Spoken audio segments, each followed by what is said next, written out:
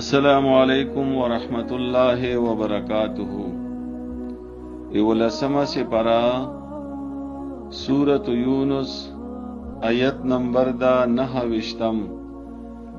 آیت نمبر 29.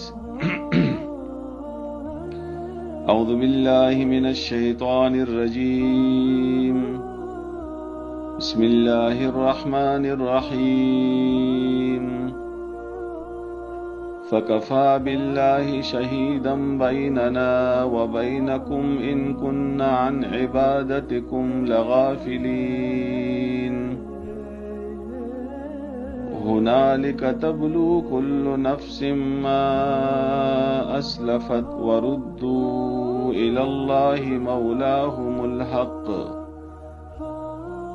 مولاهم الحق وضل عنهم ما كانوا يفترون.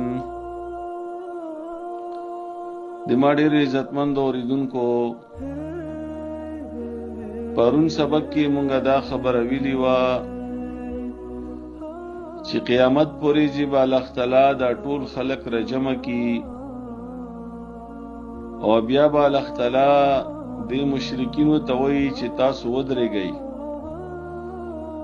او تاسو چاته عبادت کولو اغادی مدرگی. نو دوی په منځ کې به جدائی راشي.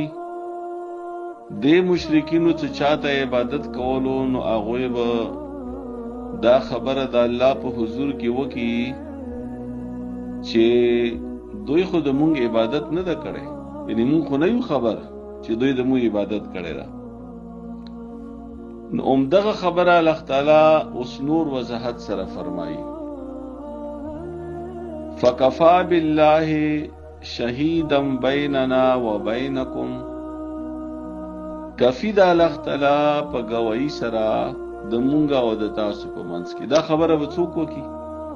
دا خبره به د دې مشرکینو هغه خدایان وکي چې چانه دوی خدایان جوړ کړي دي.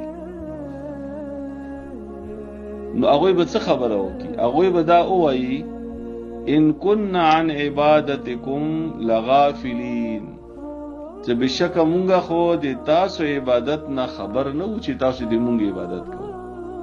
دا څومره وضاحت سره خبره ده چې په دې باندې یو کس نه پوهیږي نو بیا به په څه باندې پوه شي. یعنی نن که یو کس په قبر کې دا اب نیک سړی وي، اب ښه سړی وي، اب ولی الله وي او مونږه لاړ شو هغه ته سجدې کوو نو هغه د مونږه سجدو نه خبر هم نه ده او مونږ هغه نه مدد غواړو. نو دغه کس قیامت پورې چې به الله په حضور کې به دا خبره وکړي چې یا الله زه د دوی عبادت نه خبرم نه ما دوی ته ویلي دي چې د ما عبادت وکړي. نو دوی منځ کې به جدایي راشي، دوی منځ کې به بیلتون به راشي. نو په دې وخت کې به دا مشرکین کوم حالت وي؟ یعنی دغه مشرکین خو د دوی د عقیده ده چې قیامت پورې چې به دغه د مونږه خدایان دا به مونږه بچ کوي د الله د عذاب نه. نو هغوی خدا خبره وکړه چې مونږه د تاسو عبادت نه خبرم نه یو، نه مونږه تاسو ته ویلي دي چې تاسو د مونږه عبادت وکړئ. په دې ځای کې خاص پیغام هغو خلکو د پاره ده چې څوک انسانانو ته سجدې لګوي.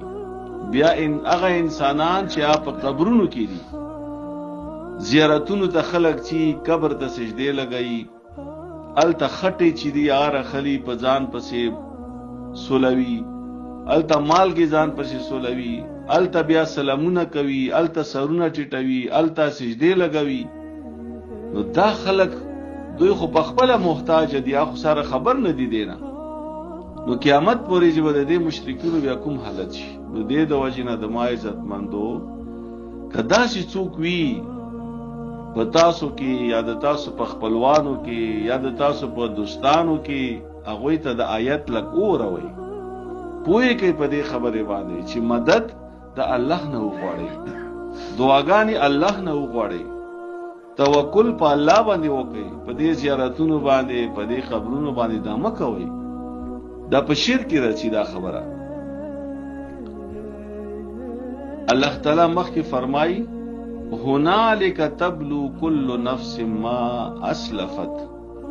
نو په دغه وخت کې به پته ولګيږي هر انسان ته د خپل عمل چې دوی په دنیا کې کوم عمل کړی دی، څه کړي دي، مخکې څه استولي دي.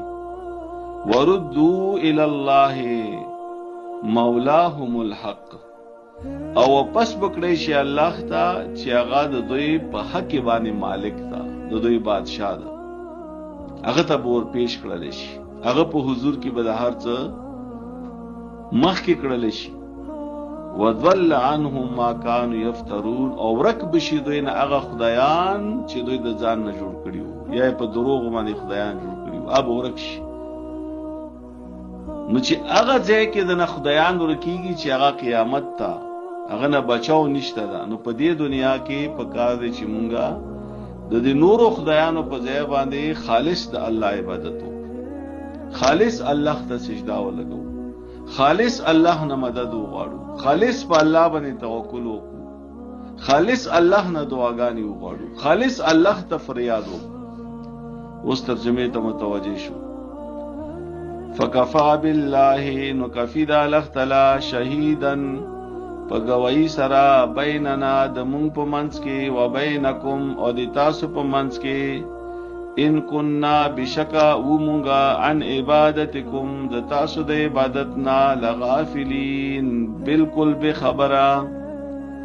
هنالک، نو په دغه وخت کې به تبلو پته ولګيږي کل نفس هر یو کستا ما د هغه عمل اسلفت چې مخکې استولې ده، وردو الی الله، او واپس بکړی شي الله ته، مولاهم الحق چې الله تعالی مالک د دوی په حق باندې ده، وضل عنهم او ورک بشي دوی نه ما هغه خدایان کانوا یفترون چې دوی به ځان نه جوړول. الله تعالی د په دې سبق باندې متپویا او الله د په دې باندې عمل کولو توفیق